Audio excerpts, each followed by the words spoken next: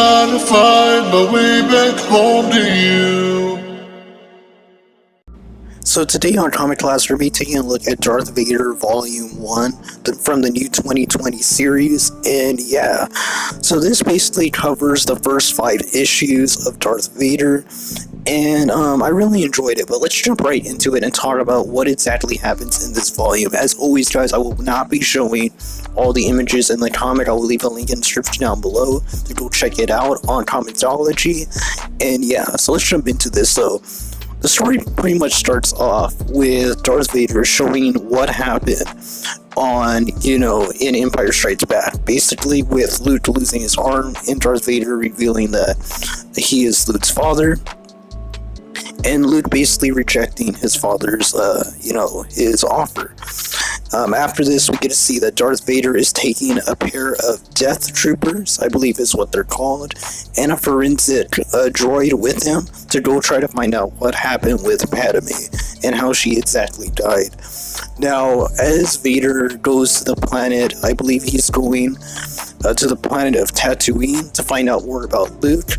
We get to see that these type of pirates, I guess, space pirates, are heading to Tatooine as well. They notice that Darth Vader's ship is heading there and that there's not that many people with him, so they're going to try taking him on. So Darth Vader pretty much goes with the forensic droid and, the Death Troopers, and he goes to where Luke basically grew up on Tatooine, and he gets to learn more about the history of, Luke's affinity for flying and stuff like that. Eventually, the pirates attack Darth Vader, and we get a pretty cool fight scene showing off Darth Vader's force abilities and his use of a lightsaber, and there's just some really cool panels during this scene. Darth Vader pretty much, defeats all the pirates, and this leads him to leave the planet. And he leaves the planet and goes to where Padme used to live, him and Padme in episode 3, and it turns out that one of her handmaidens, the ones that actually, would pretend to be here as a decoy, is still alive. So she pretty much tries to take on Darth Vader. Darth Vader makes quick work of her.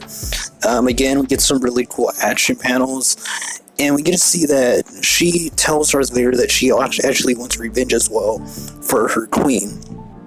So Darth Vader actually takes her in, basically, and says that he will team up with her to help her get her revenge on Padme, because she'll be able to help him get information about Padme, her death, basically.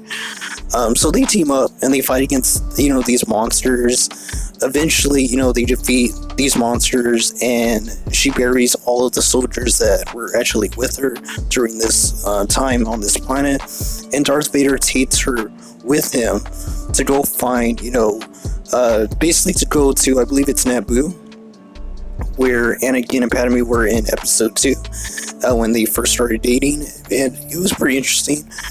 When they're there, they get, ambushed basically by these two guys, and it turns out that they're actually used to be servants of the queen, basically. So they're pretty much all acquainted with each other. So she gets, Darth Vader to not kill them. So they head down underwater to go find, I believe, some information on Padme's whereabouts, or, more information on her death. And they get attacked by this giant monster thing inside of the water. And Darth Vader pretty much, saves everybody by cutting the monster in half. And it was really cool. Now, I'm not sure if he actually killed it completely, because of a scene that happens later on. But, he basically gets them all to safety into this, this ship or this temple. It's something like that. Because their, ship had gotten destroyed, and they were actually in the water when Darth Vader fought that monster. So they were running out of air, but they managed to get in this temple/pod thing. And yeah, so they give Darth Vader the information they promised him, but it turns out that they were tricking him, because they believe that Darth Vader is the one that killed Anakin and Padme, their queen. So they pretty much betrayed Darth Vader, as we kind of could have saw coming, and they use this type of beacon-like device to get one of the monster things in the sea to attack Darth Vader and try to eat him, and it successfully eats him and the forensic droid. So his Death Troopers, once they get the beacon to leave and get the monster to go back, above water, the Death Troopers basically try to take down the giant monster, and Darth Vader kind of cuts it from the inside and gets himself out. Now, Darth Vader goes to the capital city of Naboo, which is called Theed, and he engages in a battle with the rebellion, I guess, or I'm not sure what you would want to call these people. Basically, they're fighting because they think that Darth Vader killed Padme, which, I mean, he kind of did, but and Darth Vader doesn't really deny it. He kind of tells them that he killed her as well. And again, because he kind of has these moments where he reflects on his previous life as Anakin Skywalker. It's a really cool scene. So we get this huge battle, and eventually at the end of the battle, we just see that Darth Vader makes his way to Padme's grave, and a ton of her handmaidens that are still alive have learned how to fight in combat, and they all take on Darth Vader at once. It's a really cool action scene, but of course Darth Vader, makes quick work of them, and he doesn't kill them, which is interesting. Just the forensic droid basically tells him, maybe you should take them out completely, and then Darth Vader just force pushes them out of the way. So I think that was his sign that he still had good in him, and he sees these people as people that were precious to Padme, and they actually really loved her, just like he does.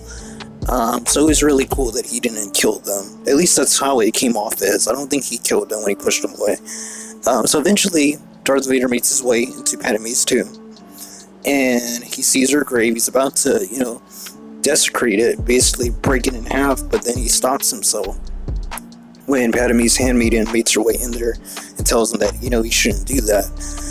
So eventually, the forensic droid finds the information that Vader needed, and basically, Vader tells his death troopers not to kill the handmaidens, and he tells, the handmaiden to get all of them together to head to the area that he's heading to, where the information that he just got tells him to go to find more out about Padme's location and her death.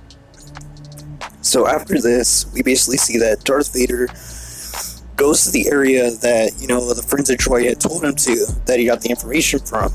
And when they're there, they basically get attacked by the handmaidens, by the rebellion, basically.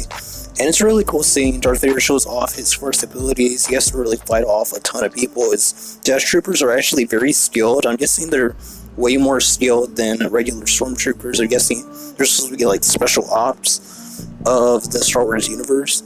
So eventually, Darth Vader wins the battle with his death troopers, and the forensic droid and Darth Vader head into, this place, this temple. And this is where Padme gave birth to Luke and Leia. And they start seeing the video feed of what happened when Padme died. Basically, you get to see Padme's death scene, which is pretty, cool to see, pretty emotional. The forensic droid basically says that she keeps saying Obi-Wan, and that she must be very connected to him, and this kind of drives Vader into anger, and he destroys the forensic droid.